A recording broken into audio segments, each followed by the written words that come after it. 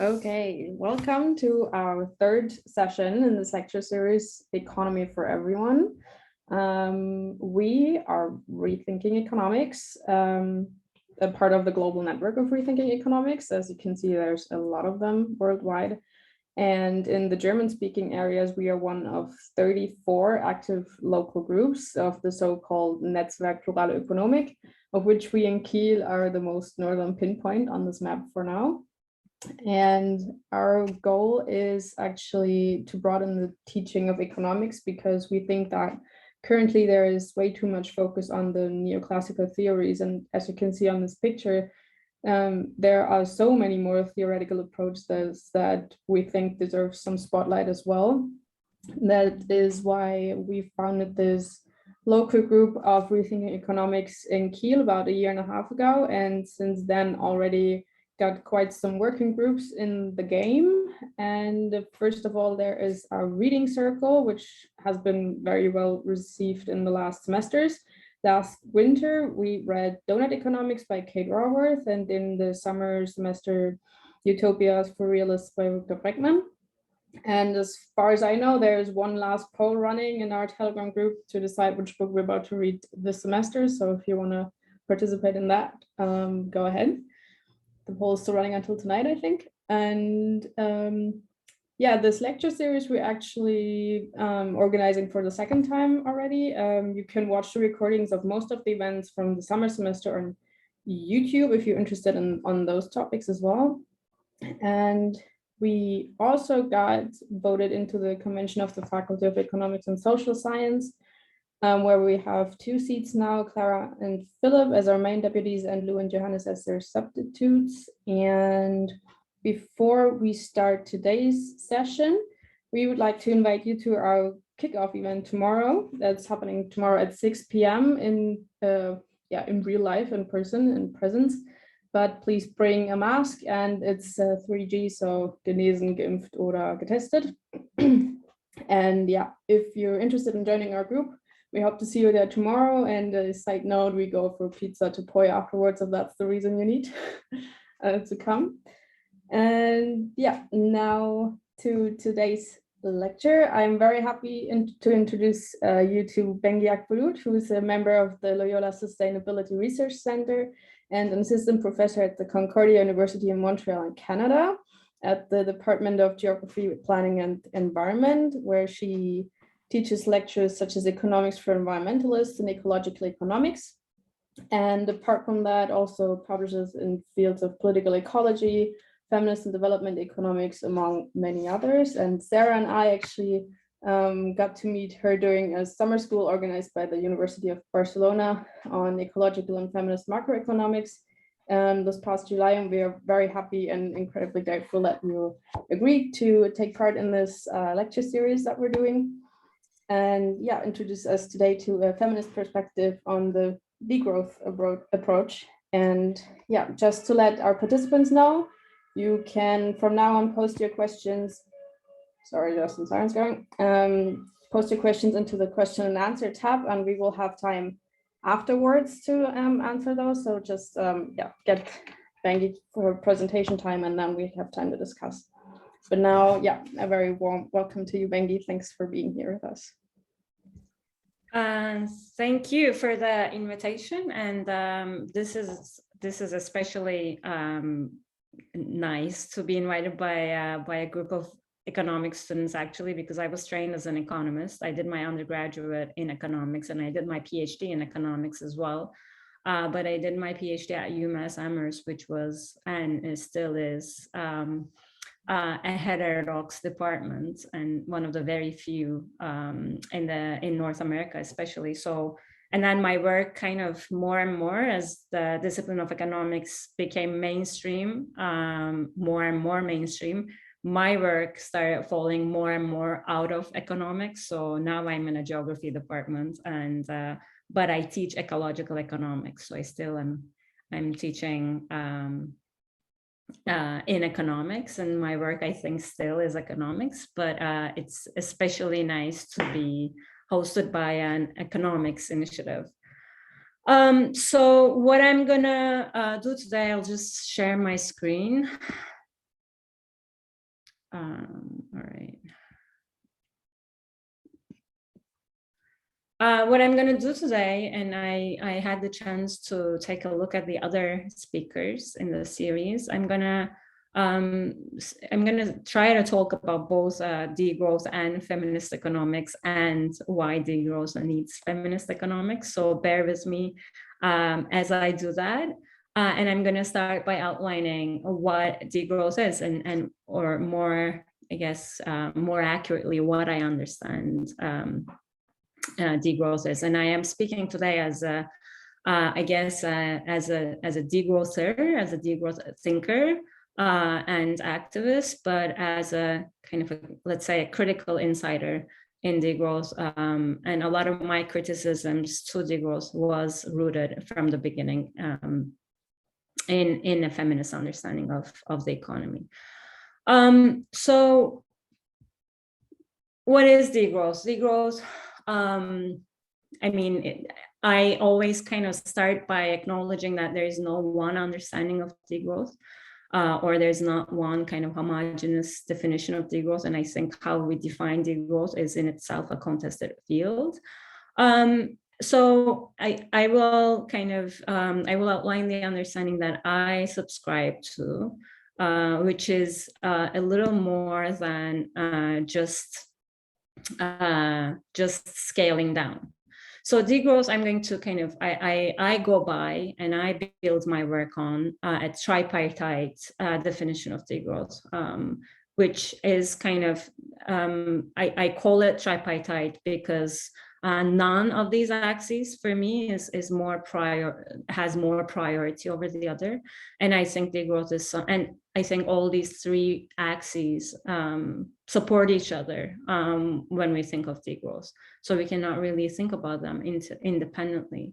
So degrowth, as its name suggests, first and foremost, or let's say first and most straightforwardly, is a voluntary and equitable downscaling of the energy and materials that we consume in our production and consumption activities. So there are certain ecological economics terms to explain or to describe this process. One is social metabolism. So social metabolism implies the manner in which an economy exchanges materials and energy with the biophysical environment. So degrowth is first and most straightforwardly is a reduction of the stuff that we use in our economic activities. But perhaps more importantly and more most kind of overlooked way in which degrowth is a critique of the idea or ideology, as Serge Latouche would say, of growth. So it means it's more of a dethroning the role that economic growth has in our societies. So abolishing and deconstructing the priority of economic growth as a societal objective. And by doing that, actually carving up space, opening up space for other societal objectives, other things that we can desire and we can move towards as a society, and challenging the domination and more broadly, kind of challenging the domination of economic rationality. So challenging the domination of economism over all other social goals and rationalities and identities. So imagining ourselves not as only producers and consumers or economic agents, but imagining ourselves as political and social agents, and decolonizing the imaginary from the domination of economic rationality. So this is more kind of the, let's say, the philosophical political dimension of degrowth, which I think is necessary if we actually want to downscale production and consumption. And the third axis is that degrowth is not only less, it's also different. And this is this emphasis on different, not only less, has been articulated as such by the degrowth thinkers Yorgos Kallis, Federico De Maria, and Giacomo D'Elisa. So I think and this axis, I think, has been gaining more attention, gaining more importance, significance, especially in the aftermath of 2008 financial crisis, when a lot of the social movements, especially in Southern Europe, were taking up degrowth and articulating degrowth among their other demands. And that's when I think, or that I think was an inflection point in kind of highlighting anti-capitalist degrowth, or that the fact that degrowth has to be anti-capitalist, in the sense that degrowth is not capitalism, or is not business as usual, just on a smaller scale. But it implies a social metabolism, a society with a different structure, and the use of energy and materials within a different structure, and that would serve different functions.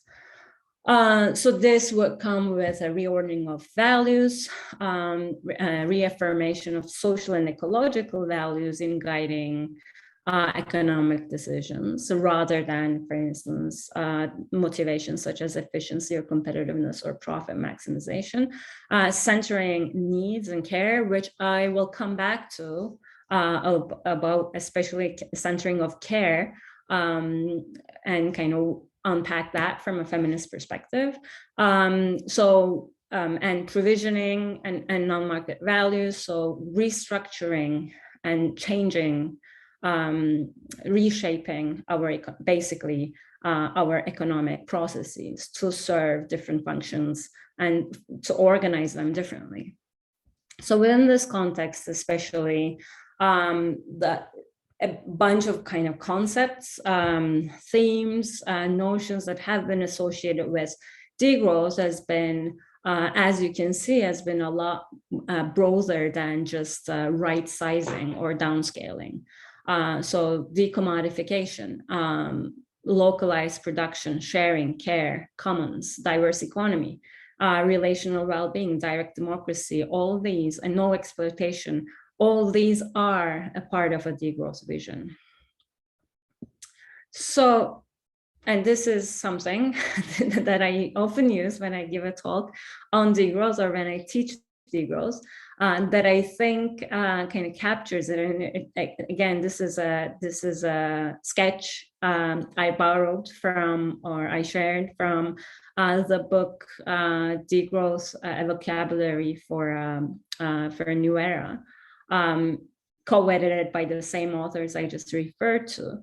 So this captures basically that kind of both the notion of social metabolism and kind of this notion of not more of the same, but less of the same.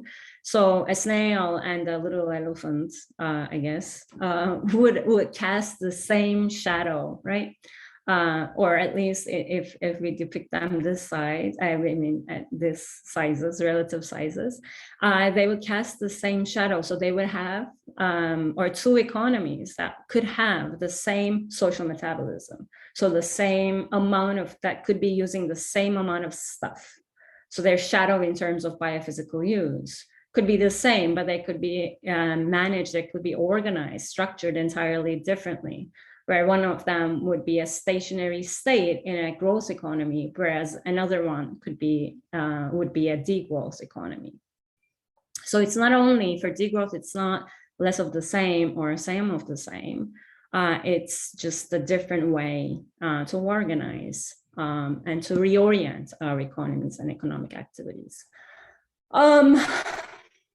There are many roots of degrowth, and especially for those of us who are at least familiar with critique of developmentalism, post-development literature, or I mean, and those of us who are familiar with ecofeminists or feminist economics would find that there are many overlaps, there are many kind of shared roots, shared critiques, shared approaches between these roots and the degrowth thinking.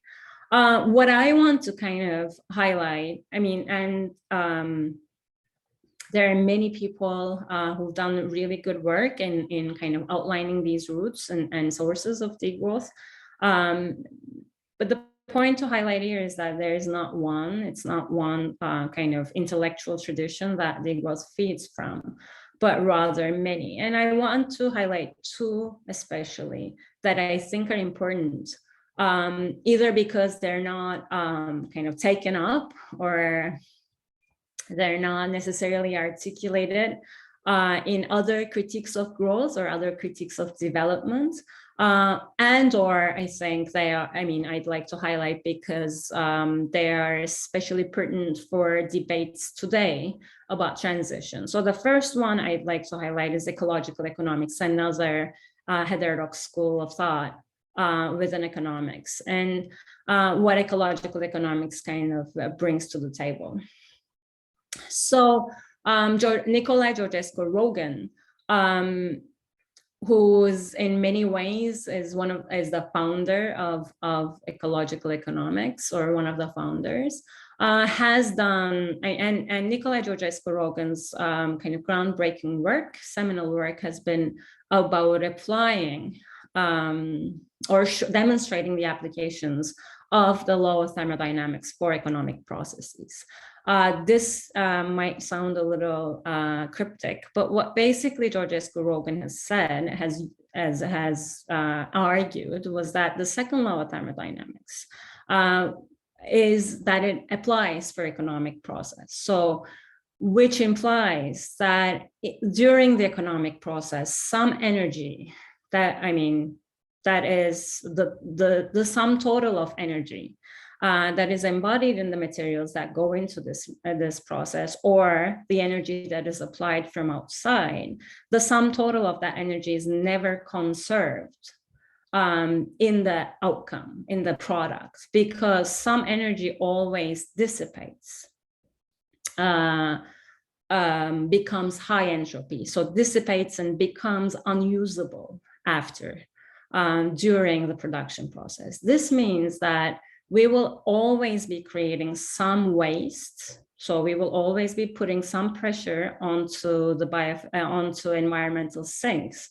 But also it means that 100% recycling of materials is not possible. So we will always need fresh sources of materials and energy to go into the production process. So this means that the economic process always has quote unquote externalities, biophysical externalities, biophysical impacts, and that biophysical limits are binding sooner or later. So, and this casts quite a lot of shadow or doubt on techno-optimism, the fact that kind of the idea that we can find solutions to our environmental problems just through technological efficiency, which is kind of the cornerstone of green growth or green economy kind of arguments. So we cannot solve this problem, the problem of biophysical limits, by becoming more efficient in our production or more efficient in our cleaning up of waste, and that we need to degrow, that we need to kind of decrease our scale, or the economic scale, at some point.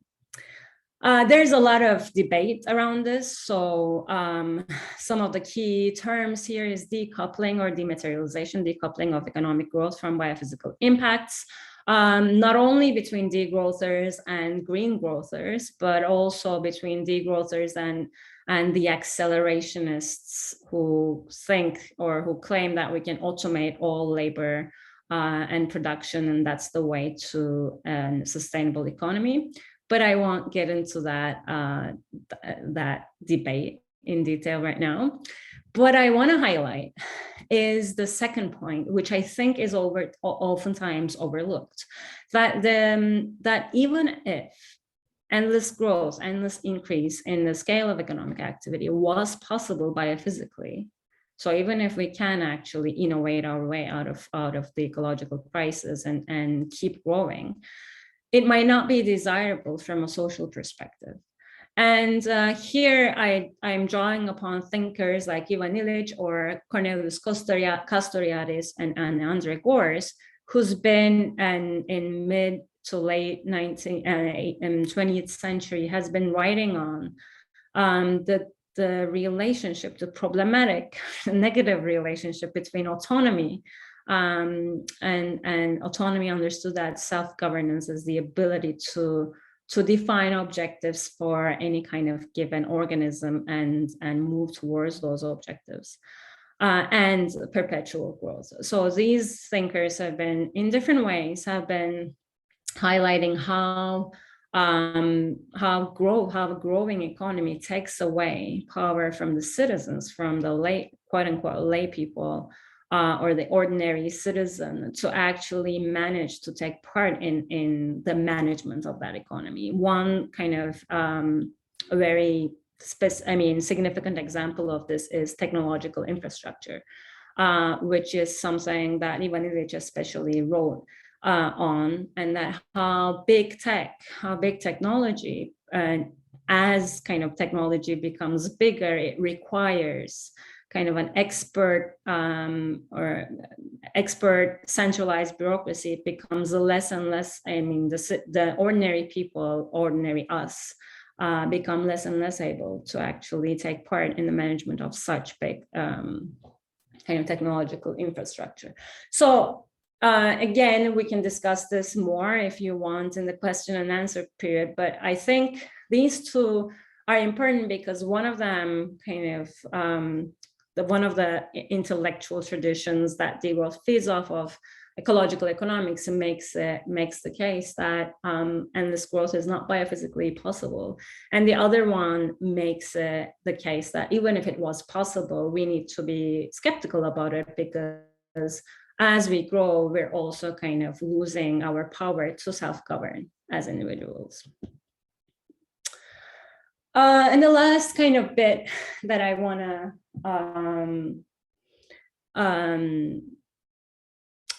talk about is that degrowth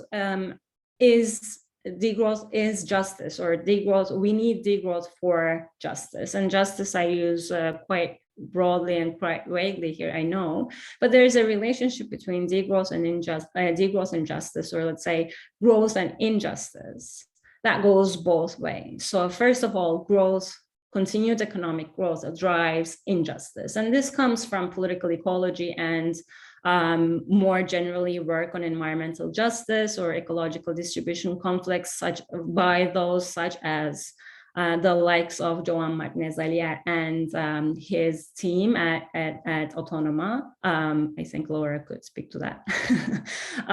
But what this basically captures is that as growth kind of reaches the biophysical limits, and as demands on resources and sinks intensify, we see more and more ecological distribution conflicts or environmental conflicts. So conflicts that problematize the distribution of environmental quote unquote goods and bads. So what this means is, as we keep growing, we see more clashes on whose resources are going to be plundered, and who's going to have to live with the waste and kind of waste and degradation that economic growth brings. And since we live in an utterly unjust world in many dimensions, the distribution of let's say the environmental cost of growth is never equally or justly distributed across countries and societies, but also within societies. So justice. So this means that as the more we grow globally, the more unjust we're making the world through environmental injustice. So justice requires setting limits today and degrowing. But also the other way, and I said that there's a relationship between growth and injustice that goes both ways. So it's not only that growth drives injustice, it's not only, but also injustice drives growth. And there are different ways in which this has been thought about. And one of the ways is that social inequalities actually drive consumption and consumerism, and through consumerism drives economic growth. And this is, I think, work that is especially well very well researched and done in sociology of consumption or economic sociology. But it's been both kind of shown empirically in many contexts that actually the higher the inequality in a society, the higher the consumption is. And this comes from the fact that our consumption decisions are not only and often not driven by our needs, but rather by the way that we compare ourselves to the rest of the society, consumption that is driven by social comparison, envy, and status. But the second way in which the relationship between injustice and growth has been tackled is that in an unjust society, growth is often accepted as the only way and legitimized as the only feasible, politically feasible way of addressing injustice. So we see often how growth is defended or is kind of advocated as the only way to address poverty or to address inequality or address unemployment. So unless we break this link between injustice and growth, or this link between this link that states that economic growth is the only way to address injustices, by directly addressing injustices, we cannot really dethrone the idea of growth. And lastly, degrowth. So degrowth kind of builds on these 2 points, but also, and by building on these 2 points, advocates for repairing current and past injustices. So repairing injustices today, or repairing injustices that have accumulated over history, addressing them to do somewhat would also limit economic growth, both the kind of political legitimization of it, but also through kind of more material ways, such as through consumption. I will talk a little more about this when I talk about the actual kind of more concrete actions and policies associated with degrowth. But especially in terms of the past injustices, degrowth advocates basically repayment or addressing the ecological debt that the global north has accumulated over years towards the global south, due to the past and present colonial exploitation and plunder of resources in the global south for growth in the global north. And I know global south and global north are very broad concepts, and they're not supposed to, they're not at all homogeneous, but we can discuss that later as well. I'm gonna speed up a little bit because I think I'm like 30 minutes, 25 minutes in. So I think there are questions about how to, they're always going to be, and we can as well discuss how to implement degrowth. And there is no obviously blueprint for this. But what I want to kind of highlight among the discussions within degrowth thinkers and advocates and activists is that first, degrowth is not a decrease in GDP. It's not degrowth denounces the use of gross domestic product as an indicator of anything. Secondly, degrowth does not mean that we shrink every production and consumption activity. Degrowth means, as I said, degrowth is more, for me, first and foremost, a proposal to how to self-govern and how to live autonomously. And it proposes to do it by self-limitation. But it doesn't mean that we degrow activities such as healthcare or childcare or education or art that that adds a lot and contributes a lot to our societies. It doesn't mean that we degrow those. So degrowth does not mean that everything degrows. Degrowth is selective in the sense that we choose as a society what activities to degrow and what activities to grow. And that implies a political process, right? That's a political choice. And that is kind of what is meant by collectively managing degrowth through political and economic institutions.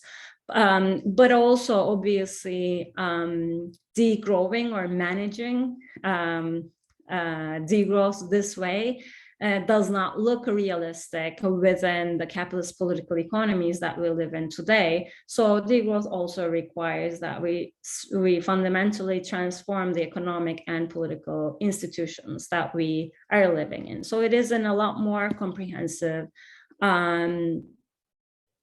proposal or transformation. So what does degrowth or what would degrowth look like? Or what are some of the policies and actions that have been associated with degrowth? First of all, regulating resource use. So rather than, for instance, relying on the markets, like the carbon market or kind of market-mediated mechanisms, regulating resource use by using biophysical indicators directly. Putting, for instance, using resource bans, caps, or moratoria on resource extraction, extractivist activities, on the extraction of fossil fuels, for instance, or moratoria on mining, moratoria on unnecessary or new infrastructure, new big infrastructure. These are all kind of potential policies around resource use. Secondly, decoupling well-being and employment from economic growth.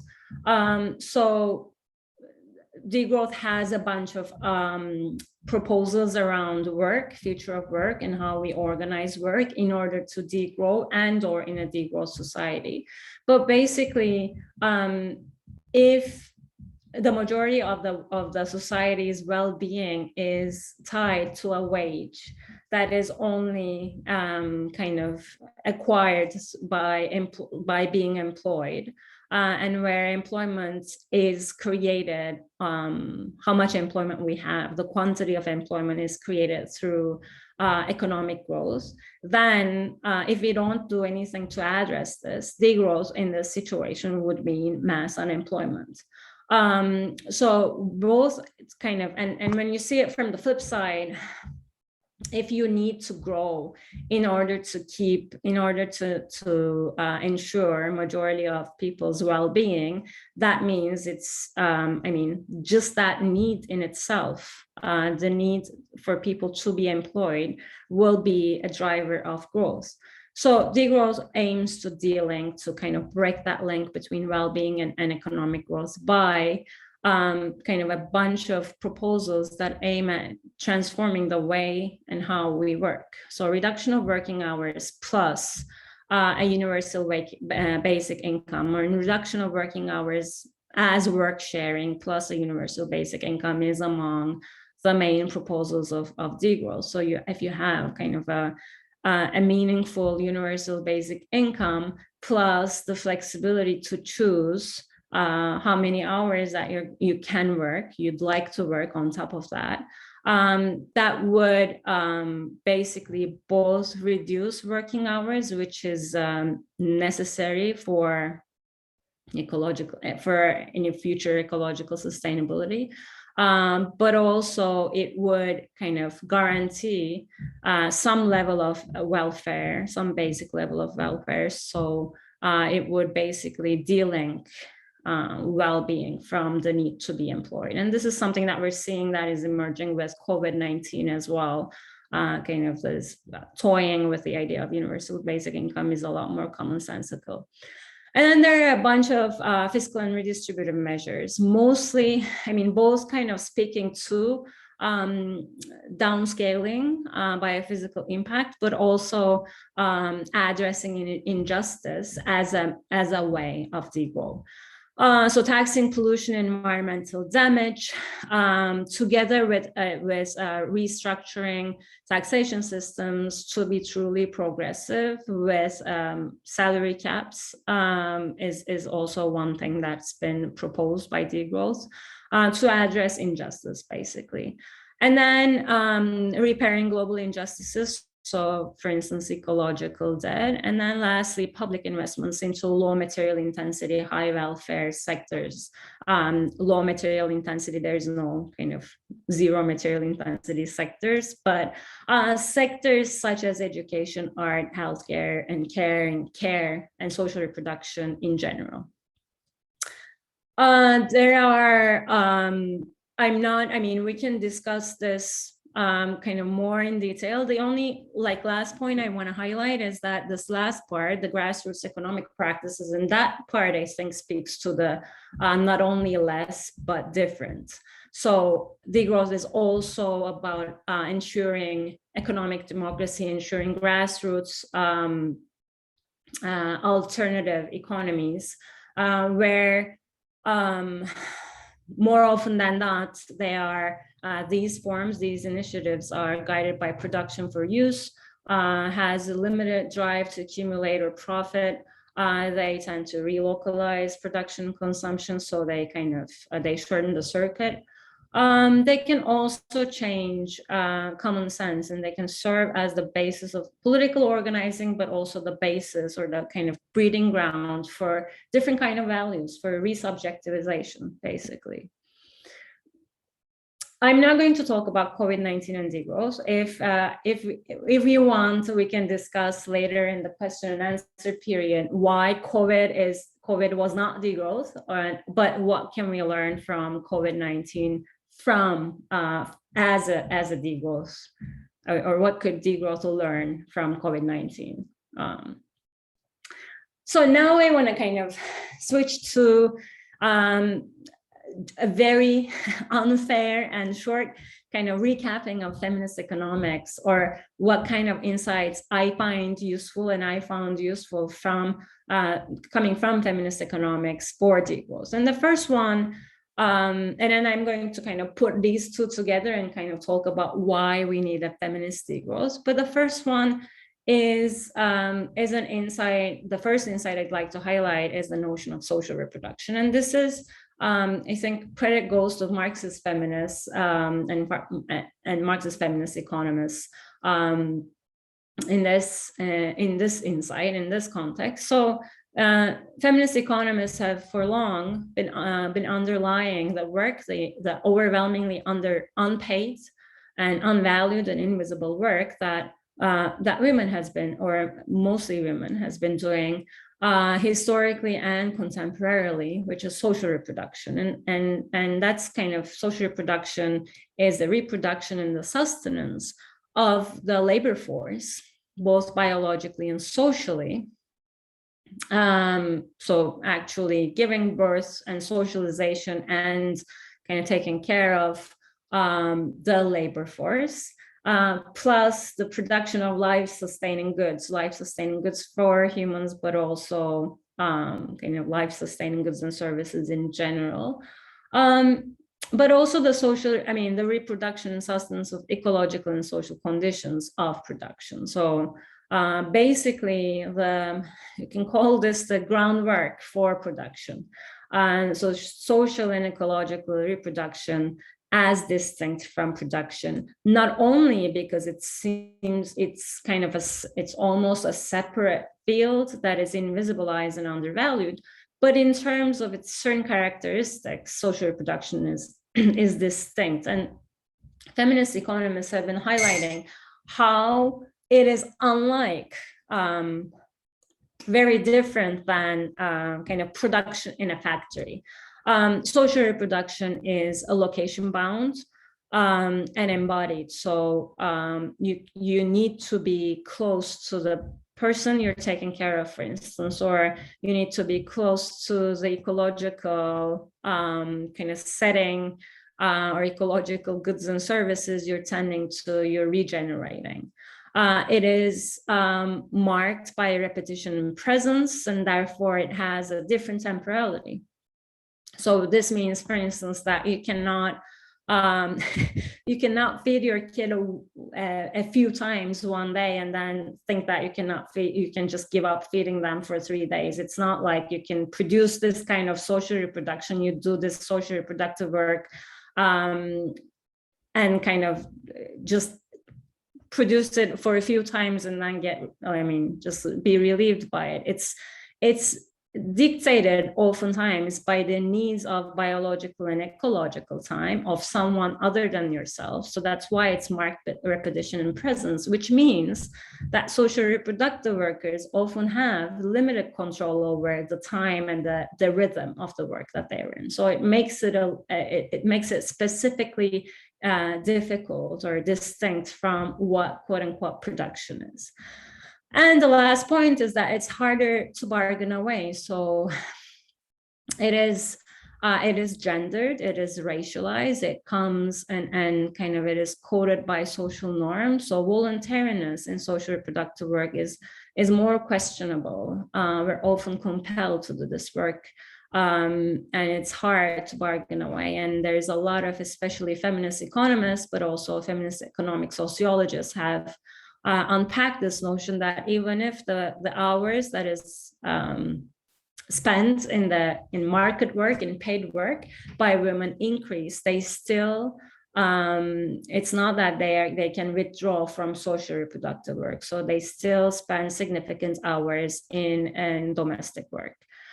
But feminist economists have kind of highlighted how gendered, invisible, unvalued, devalued, or undervalued this work is, and how the sphere of production, so how the production of commodities depends on the sphere of reproduction, because this work provides the labor force, so the labor power regenerates, reproduces the labor power that then produces commodities.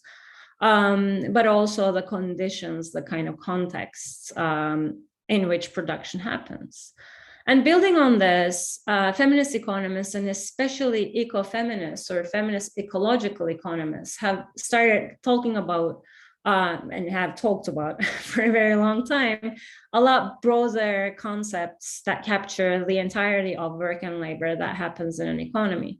Some of the concepts that they've used is work of reproductivity or labor as a whole, or meta-industrial labor. And that last one is to Ariel Saleh, for instance, that was kind of talking about how this labor, meta-industrial labor, both kind of underlies the industrial labor, the labor that goes into the production of commodities, but also oftentimes repair the metabolic rift that industrial labor could be creating. So the regenerative kind of mediation of ecological processes kind of work.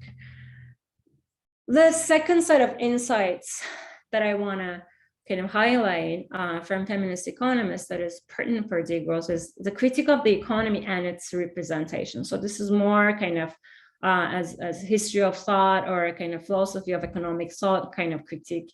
And feminist economists have not only been kind of critical of the very narrow view of the economy that the mainstream view has been presenting, but also the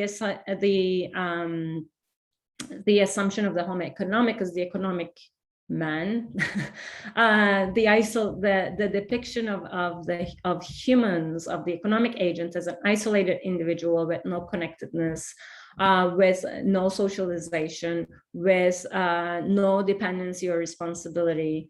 No socialization basically comes from the assumption of exogenous preferences. So we kind of assume that we are beings that we interact with society, but it doesn't change anything in our values or preferences. And as I said, feminist economists have been critical of the definition of economics as only studying market interaction and rational behavior. That is by definition neglecting the domains that are often feminized. And building on that, they've been critical of monetary indicators and GDP, especially that overlook the unpaid labor of social and ecological reproduction, so the work of women and nature. So, I mean, one thing that I want to kind of also like end with this kind of insights from feminist economics is that by looking at this field of social and ecological reproduction, feminist economists have not only criticized the mainstream view of the economy and the capitalist economy, but also they saw the potential for an alternative in that field. So by kind of looking at how this field especially could breed values and behavioral motivations beyond self-interest, such as empathy, altruism, responsibility, and that how this field, this kind of unpaid work of human and nature, were marked by alternative principles such as provisioning and sufficiency, kind of made feminist economists to see this field as where an alternative to the capitalist growth economy could be bred. So why feminist degrowth? And before I kind of I highlight why, I want to start with a word of maybe a resentment or criticism, but as I would try to kind of to demonstrate, a lot of what degrowth criticizes, and a lot of what degrowth has been saying, or what has been said for a very long time by feminist economists. And there has been very little, if not none, recognition of that until lately within degrowth debates. I mean, feminist economics is still not counted among the roots of degrowth thinking, which I think should have been it's kind of ironic that that feminist work has been undervalued and unvalued that way. It's very much like social reproductive work. But I say this as with an aim to criticize. I mean, I say it polemically and amicably. But if you're interested in kind of the roots or the feminist thinking that feeds very much into degrowth, there's been an impeccably well-written chapter in the book Towards the Political Economy of Degrowth by Katia Gregorati, I think her last name, I'm not sure if I'm pronouncing it correctly, and Ria Rafael, kind of laying bare the feminist roots of degrowth. So if you're interested, please check that out. But so why feminist degrowth? Why do we need feminism in degrowth? Of course, I'm not going to outline why I cannot tell enough why we need feminism in degrowth, but I just want to highlight a few points. And I'm kind of going to also kind of try to end at a maybe speculation on what a feminist degrowth would look like. So first of all, degrowth and the kind of transitions and structural transformations that degrowth implies has critical implications for women's labor and for the division of labor and what kind of work will decline and what kind of work will increase actually, and who's going to basically be doing this work. What I mean by this is when we think about degrowth or one axis of degrowth, which is downscaling of resource throughput, which means cutting back the energy and materials that we use in our production and consumption activities. One straightforward way of doing this is not to rely on exosomatic energy, but relying more on endosomatic energy. So not using fossil fuels or hydro or whatever exosomatic outside energy source, but rather doing things by ourselves, our hands, basically. So if, for instance, if this exosomatic energy is going to cut out from, for instance, small household appliances or certain forms of mechanization that are more gendered and feminized. So if we're going to first cut out the dishwasher and the laundromat, or if we're going to first go after women's tampons to reduce waste it means that we're making a gendered decision. It means that if in a social context where food processing and food preparing is still overwhelmingly women's responsibility, or in a context where dishwashing is still overwhelmingly women's responsibility, cutting energy away from those, cutting mechanization out from those stages of reproduction and production means that women will have to spend more time. So it will mean that sustainability will come at the expense of women's labor. And this risks re-feminization of reproductive activities, as other feminist degrowthers have been highlighting. So it is a well-known story, and I mean, and it's a kind of stylized story, but how actually the electrification of households and household appliances have freed women's lives, have freed women's labor and time, so that they kind of could attend or could participate in market work. I think it's a too simplistic story, but I think the role of labor saving or time saving technology cannot be denied in in freeing women's labor. So this is one demonstration in which degrowth could come at the expense of women's labor. But more broadly, degrowth has kind of within the context of also reorienting and reorganizing economic activities, degrowth has always highlighted the shift from production to reproduction, this emphasis on care and centering care, a care economy, degrowth being a care economy, but also other central tenets of degrowth, such as conviviality, sharing, commons, so kind of this broader shift from market-based production for accumulation, for monetary gain, and to reproductions or subsistence needs, whatever. But and this is on the one hand appreciable because degrowth recognizes unpaid labor in production, and how central and how fundamental it is. But recentering a society around care, or recentering a society around reproductive activities does not imply gender justice. So just by recognizing and centering our economy around that does not mean that we live in a just society. It could be a very patriarchal degrowth society if we don't also do something to ensure that gender relations are just.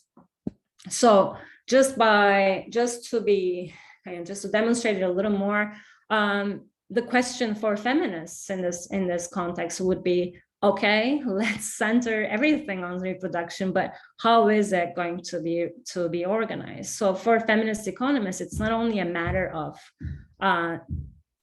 sorry, I think they're like tearing down the building next to mine. So if you're hearing like thumping sounds, or if someone just like falls into my kitchen, don't be surprised. I certainly won't with this noise. So for feminist economists, it's never only a question of valuing or visibilizing or recognizing social reproductive work. So their problem does not end there. The problem is that this is not only that this kind of work is not taken into account, but that it is very unjustly, patriarchally, undemocratically organized, and it serves to subjugate women. So for a feminist degrowth, the question should be, how is it going to be organized? How is reproduction, social and ecological reproduction going to be organized? And by that, I mean a feminist degrowth would ask whose labor and time is going to be used, under which conditions will this social reproductive work be performed, under whose control, so who's going to be making decisions. So Ellie Perkins, who's a very dear friend and a feminist ecological economist, kind of puts it very succinctly, I think, who will do the work of growing the tomatoes on urban rooftops recycling the post-consumer materials, carrying the glass jars to the bulk food stores to be refilled with beans, soaking and cooking and refrying the beans. So she's kind of going through this this degrowth society's stages of food, like a very limited take on the food, just like the preparation of food, and all these kinds of labor that right now might be marketized or might be not there because we organize food production and food preparation differently. But if we're going to be centering a degrowth society around this kind of work, then who is going to do this work and under which conditions, and who's going to make the decision about who's going to do this work becomes important. And in this context, how is reproduction going to be, or care and reproduction going to be organized? Feminist economists have had answers, particularly in this topic as well. And I have been talking about this for some time, but my take on it also goes back to Silvia Federici, who argues for commoning care and commoning social reproduction. So decommodifying it, but also democratically managing social reproduction, where everyone performs social reproduction, everyone who benefits from social reproduction also contributes labor to social reproduction. So this is one view about how social reproduction could be organized under degrowth. Another question is how to value or remunerate social reproduction. Universal basic income is sometimes cast as a way to value or to compensate for social reproduction. Some, again, feminist degrowthers have been arguing for a care income. There are ups and downs to it, and I mean, there's always a question whenever I give a talk or whenever I attend a talk about universal basic income and care income. So I'm just going to leave that to the question and answer period.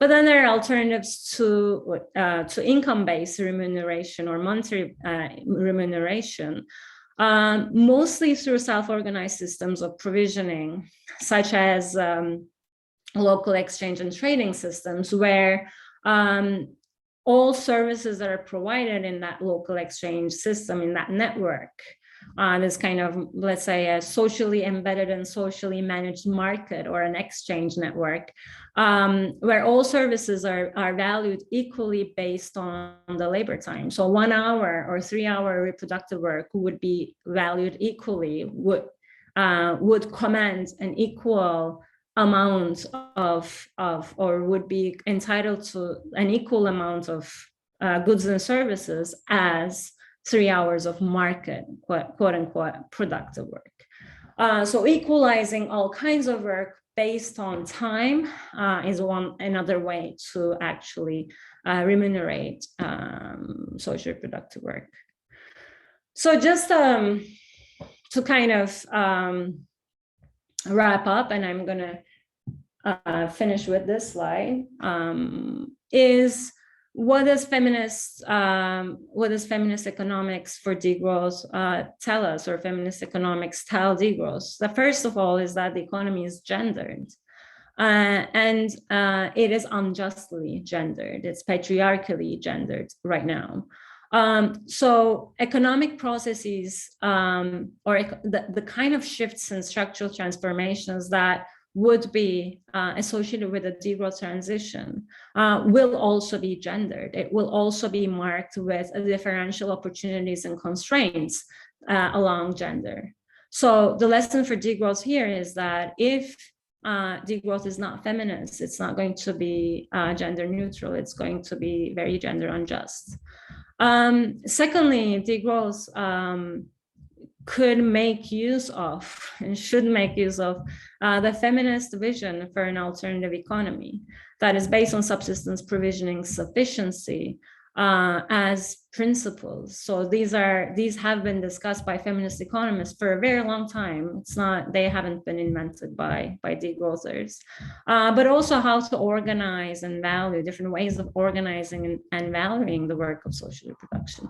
And I think especially now with a lot of the debates on just transition, or degrowth and the work and the future of work in a degrowth transition, this broader understanding of work to include social reproduction and social and ecological reproduction.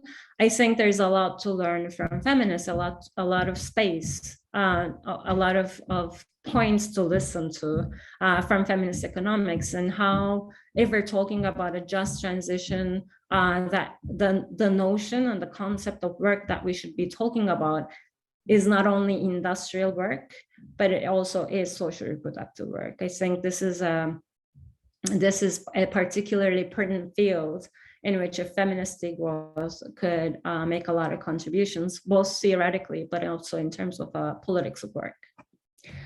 And I'm going to end here. I think I went a little over time, but I hope it wasn't too bad. And I'm looking forward to the discussion. Thank you so much. That was very much on time, actually, I think. All right. Very nice and super interesting. I think my Rethinking group knows by now, like, I'm a degrowth fan. So always nice to hear about it. So yeah, shoot your questions, people. We're here to answer them. And yeah, we already have one question in there that from an anonymous participant that is about that he or she thinks that monetary indicators, for example, for the reduction of CO2 emissions could work if they are combined with biophysical limits. So he or she brings on the example of emissions trading, if it's like the certificates are on a level that are in line with the biophysical limits. What do you think about that one? Okay. Of course, I mean, that's the classic idea, but like of managing scale first and then letting the market work efficiently to distribute the kind of the right to pollute or the carbon permit to where it's valued most, right? So that's classic Herman Daly ecological economics. Set the scale first to limit the emissions, and then let the market trade. Well, I mean, that is, like, I think from the beginning, that recognizes that the market by itself cannot do it. You have to recognize the limit, the biophysical limit, and you have to set it first. I have problems with carbon emissions trading, not only because of that, but I think, I mean, drawing more on the institutional wing of ecological economics, the more we frame carbon and carbon emissions and carbon sinks, and more broadly, the more we frame the environment as if it's a commodity to be valued in the markets, it actually changes the cognitive frames, the way that society approaches the environment, as if it is something that is that can be considered as a private commodity. I think we've been going at it the wrong way. I think rather than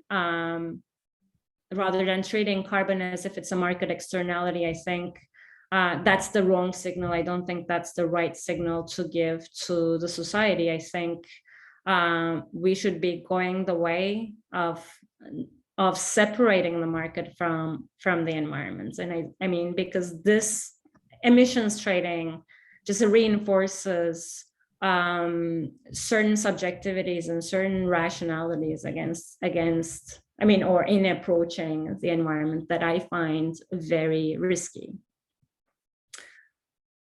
Secondly, I mean, after you set a limit, trading emissions does nothing to do to actually decrease emissions. So, I mean, I don't think that the monetizing or the pricing of carbon is the definitional step for limiting emissions. But more broadly, what I was trying to say is, of course, in a mix where you set the scale first and then let the market allocate emissions where it's valued most. But even if it's not about carbon, I mean, when we're thinking about market-based methods of market-based methods of environmental governance, one of the assumptions that we are often making implicitly is that prices would reflect environmental scarcity sooner or later, right?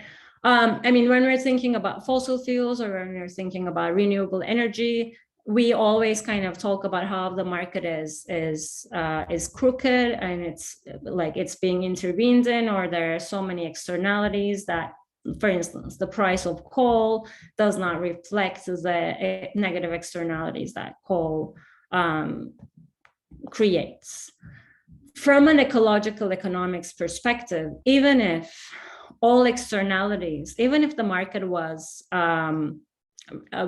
functioning perfectly, even if we take into account all, I mean, and that's impossible in itself, but if we take into account all externalities or all environmental impacts of the use of coal and reflect it on its price, that price for ecological economists can never reflect the future externalities, because environmental processes, ecological systems are complex. We as humans are very limited. There's so many we don't know about the irreversible and complex impacts of our actions today and how they will affect the cost in the future. So prices today can never inherently reflect the costs of tomorrow.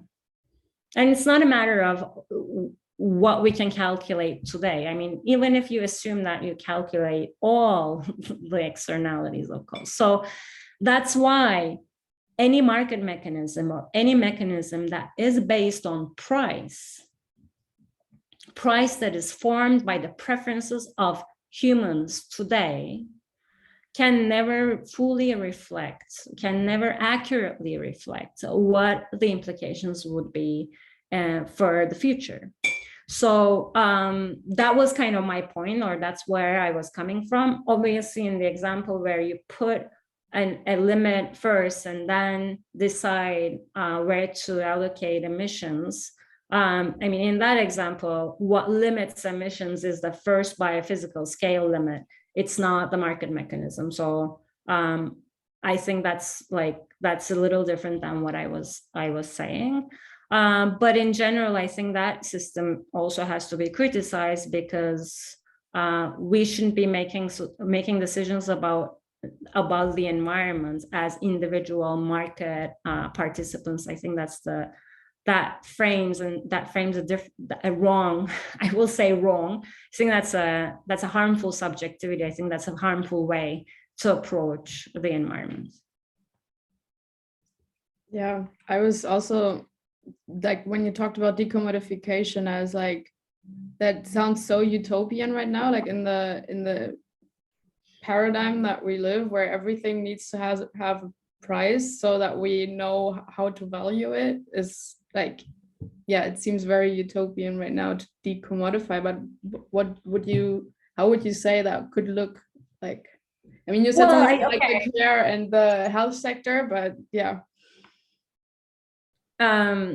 Well, I think that's true, but I think, or let's say, I try not to use words like true, wrong, or bad, or good. Like, nothing is as kind of as binary or as kind of set. But one thing I think we're missing out on debates on commodification and decommodification is exactly that we tend to see it as a binary, that something is a commodity or it's not a commodity. Whereas I mean the actual verb commodification, decommodification carries within a processual understanding, right? So I understand commodification as also a process. It's not a 0-1. There are different degrees of commodification. And I understand it not only as something being a commodity, so being exchanged in markets and having a price, but rather, and this is more the Polanyian sense, that leaving decisions about how we allocate that thing and leaving decisions about the future of that thing entirely to the market. So, for instance, labor power is a commodity in capitalism. It's one of the defining features of capitalism, right? That we sell our capacity to work in return for a price, which is the wage. And this is one of the kind of classic fictitious commodities that Karl Polanyi talked about. But there can be different degrees of commodification of labor power. So you can have a very regulated labor market that dictates a certain, for instance, the living wage as the minimum wage. You can have various regulations about how the allocation of labor is supposed to be done. So, for instance, you can have very strict regulations or very comprehensive regulations about when people can be fired or when they can be hired. So you can have a very progressively regulated labor market, which would then make which would be curtailing in a very significant manner the power of market forces deciding who's going to work, who's going to not work. So the market won't be deciding the level of unemployment or employment, and the market won't be deciding by itself who's going to be paid how much. So we can think about many things. I mean, housing, yes, it's a commodity in many capitalist countries, but there are ways to decommodify housing, not only through land trusts or housing co-ops, but also through embedding housing market within society, having a lot more social control. And I mean, I say social control, it doesn't always have to be, I mean, social is a very vague term in this context, social control, but you can imagine ways in which the housing market could be managed very progressively, very democratically, very locally, but still in a significant manner, while it still is a commodity in the sense that you'd have to be paying a price and it's exchange on the markets. So I think the commodification is happening in various senses, in various degrees. I think the commodification needs to be thought of more broadly than just taking something entirely out of the market. And I think it needs to be thought more as how much can we push away market forces in controlling and making decisions about where to allocate this thing, how to allocate, who gets to have this thing at what price. So I think that's what decommodification is. And I think there are many experiments. There are many, not only experiments, but ongoing settled ways in which food is being decommodified. I think subsistence farming, urban farming, food co-ops, these are ways of decommodifying food. I think universal basic income is a way to decommodify wage labor in a way. So you are actually entitled to a certain level of income that without the need, without any condition of working or not. So there, I think when we think about decommodification as the exact opposite of commodities, I think that becomes a huge unrealistic project. But when we see more the struggles and movements and experiments to have successfully decommodified certain things to certain degrees, I think that's more of a place to be hopeful. Yeah, interesting. Thank you. I think that next one was a follow-up on the emissions trading, like in regard to social injustice. The more wealthier states can afford more CO2 emissions, which is why they were allowed to use more biological resources than the less wealthy states, which then makes it unfair, right? So it's also a question of, like, emissions trading would also be a question of injustice. That's very true. I mean, not only it's not only a matter of wealthy states, but even like the EU emissions trading, it is aviation industries is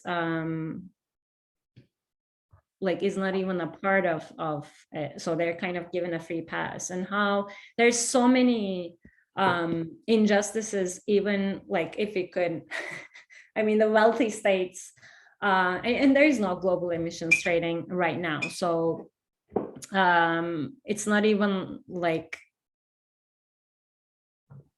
we're not even at the stage of, I think, thinking about who is trading, whose emissions trading is taking up how much space.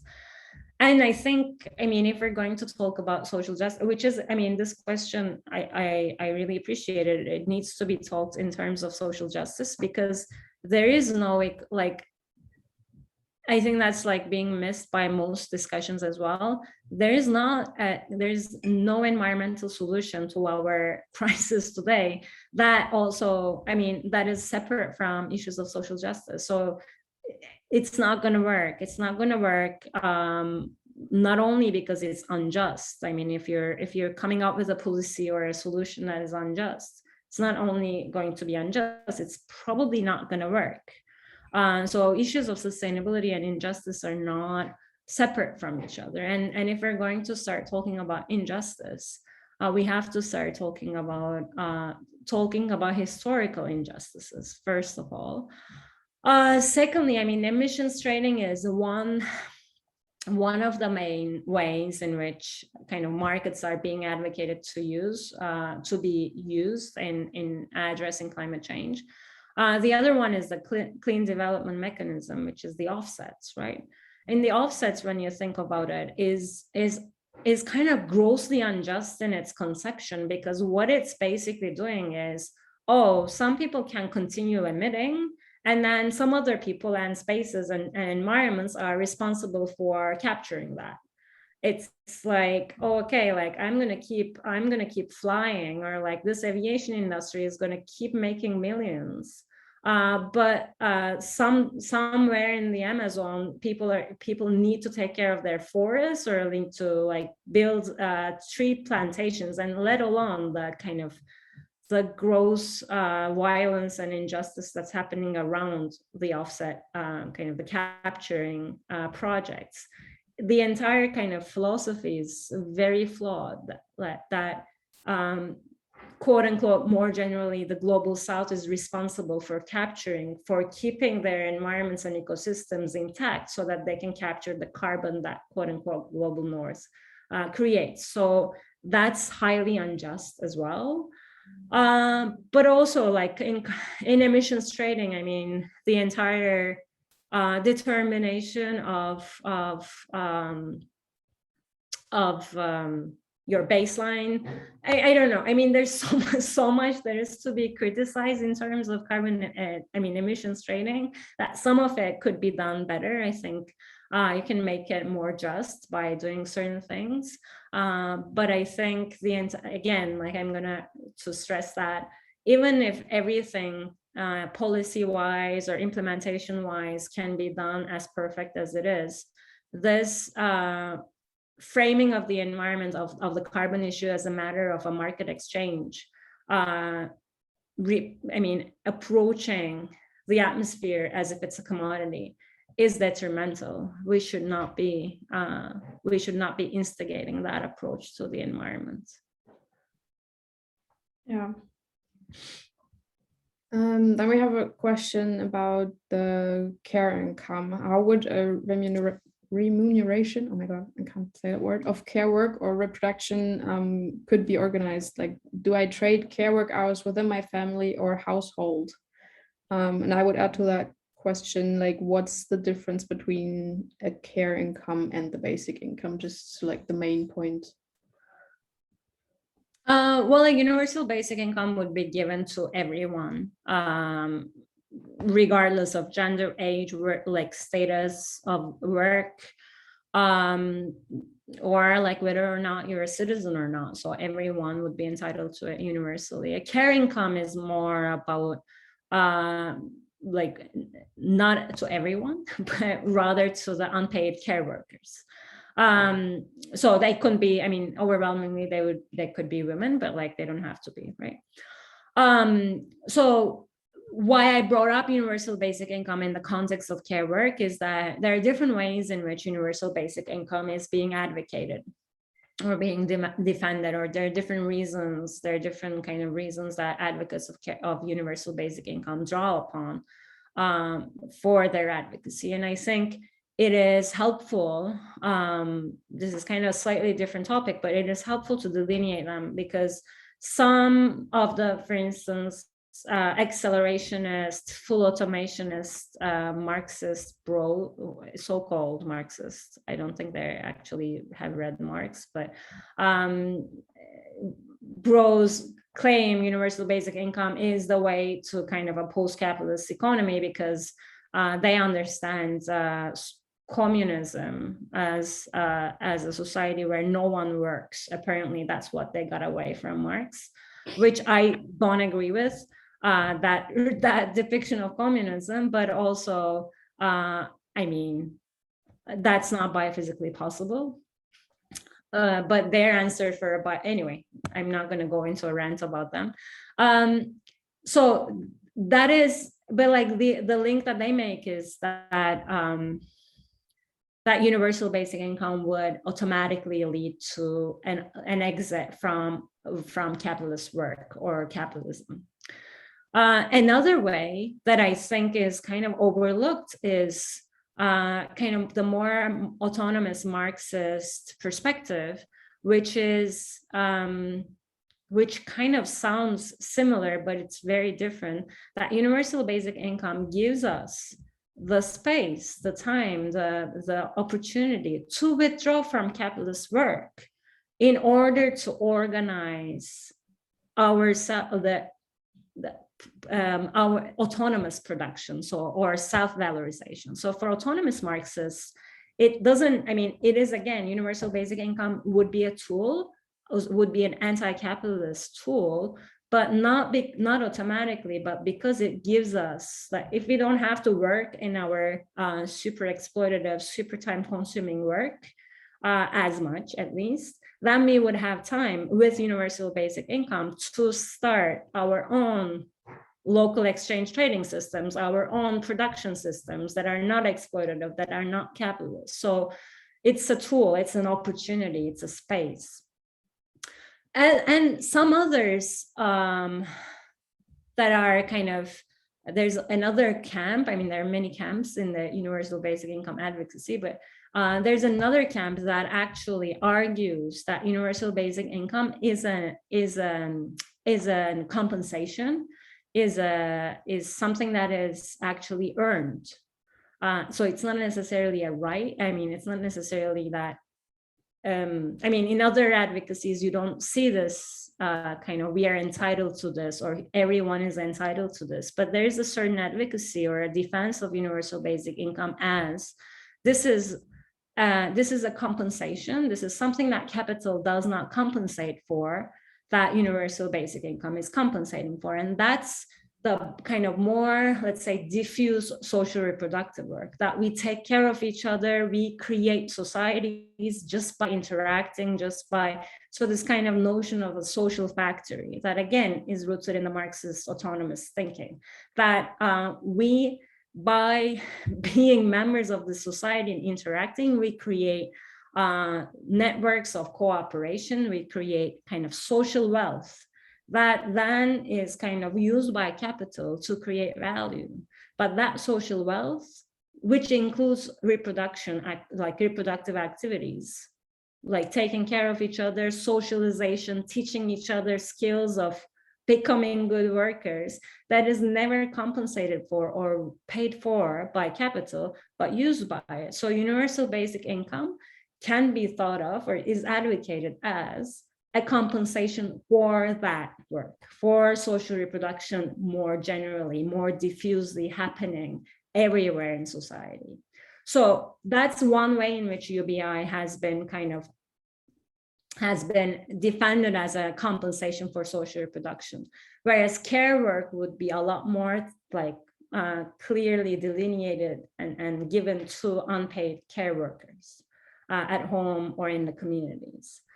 How that would be organized, implemented, I mean, that's another kind of, I guess we can speak 2 hours about that, so I'm not going to go into that.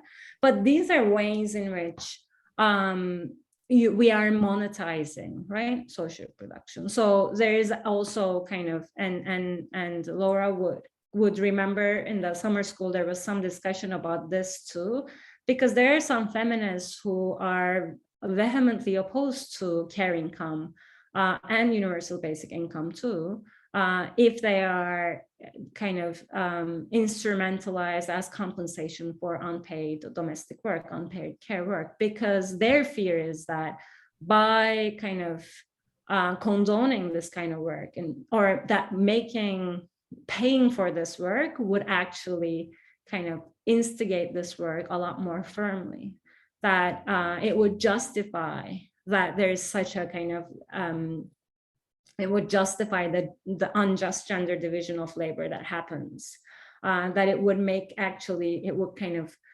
make women less able to escape or to reject this work if you're actually paying this work. And I mean, I don't necessarily agree with that. Although originally I am from Istanbul, so I am from Turkey, and I come from a context where where the governments for the 20 years have been trying everything to basically make women withdraw from market work and be more confined to domestic spaces and domestic work, and kind of reiterating this that motherhood is the natural role of women, and that they should just give birth to not 8 but like 5 kids or something. So in a context like this, when you're talking about care income, it sounds so dangerously close to what the government is trying to do by paying people. Like, it sounds like you're paying women to stay home. I mean, but it could also be, I mean, a care income or universal basic income. I think we should also kind of let go of the illusion that all kinds of market work are empowering for women. At the end of the day, we're in a capitalist economy. We are working to be exploited. So, and I understand, of course, I mean, in situations of precarity and high unemployment and underemployment, we're basically begging to be exploited. We're begging to be employed. But I mean, we also have to let go of the illusion, I think, that market work, working for an employer for a wage, is always good, is always empowering for women. It might not. So universal basic income could also give, or a care income could also give women the space and the power to refuse to work in highly exploitative, highly precarious, unsafe and unsecure working conditions. And that's one of the reasons, for instance, why I defend universal basic income, because it gives, it relieves the power, it relieves the being compelled to work. It relieves, at least alleviates some of the pressure to have to work in exchange for wages in order to survive. So that's kind of, that's that's where that's where the arguments for what could be other ways of remunerating or compensating care work that are not necessarily monetary. So how can, I mean, that's where that discussion comes in, which I think the original question was about. So it's not, I mean, of course, I cannot really like elaborate on a very kind of a blueprint of a system, but what the argument is, or the idea is that in a local exchange and trading system, it's not kind of a free, perfectly competitive market where prices are formed and basically you pay that price like the market price, but more like there's a lot more of a social control over how things are valued and how certain things are priced. There are different ways of doing it. It's not that everyone comes together and prices things separately and like agrees on the price of everything. But one kind of, and it's by no means every local exchange trading system, but one kind of theme or a common, something that most of them do is to price things or price goods and services provided to that network or goods provided to that network by the amount of labor that goes into them. So doing 3 hours of care work, childcare, would be basically valued equally as doing 3 hours of market work or selling something or as a commodity that had 3 hours of labor that is quote unquote productive. So in that system where reproductive labor has the same purchasing power, if you will, as productive labor, that's a way to compensate it, not by giving a wage, but giving it the same kind of in-kind wage or same value as productive labor. Whereas in capitalism, I mean, I don't like bifurcating kind of the capitalism versus local exchange trading system this much, but for the sake of argument, just I'm caricaturizing a little bit. Where childcare in your household does not necessarily have a wage attached to it. In a local exchange and trading system, things are exchanged based on the time that goes into them, not in terms of whether or not that time is productive or reproductive. So that's how it would work in theory. I don't remember the rest of the question, but maybe Laura can remind me. Yeah, no, I think that was a good answer to that question. And actually, I think we're running a little bit out of time, even though I would love to discuss further with you. I have like 1,000 more questions, but no, it's fine. So thank you very much for your presentation and for your very interesting perspectives and answers to our questions. And I think and thank you for the invitation, and I'm glad to hear at least you liked it. I hope it was useful, and I'd love to keep talking. So not right now, but I mean another day, obviously. So I'd love to keep in touch, and good luck with everything. You're doing really, really important work with the Rethinking Economics group. Thank you so much. So Sarah, do you want to stop the recording?